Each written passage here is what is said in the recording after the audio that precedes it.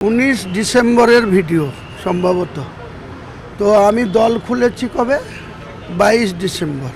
ববি হাকিমের হাতে যদি এই ভিডিও থাকতো তাহলে 22 তারিখে যখন আমি তার বিরুদ্ধে দল ঘোষণা করলাম,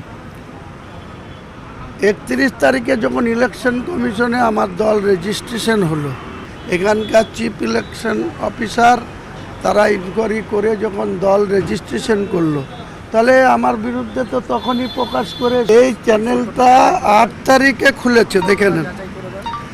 8 তারিখে এই ইউটিউবটা খোলা হয়েছে, আর এই একটাই ভিডিও পোস্ট হয়েছে। তাহলে আপনাদের মতো এত জার্নালিস্ট, এত সব চ্যানেল, এত ইউটিউবার কেউ জানলো না, শুধু এই জানলো।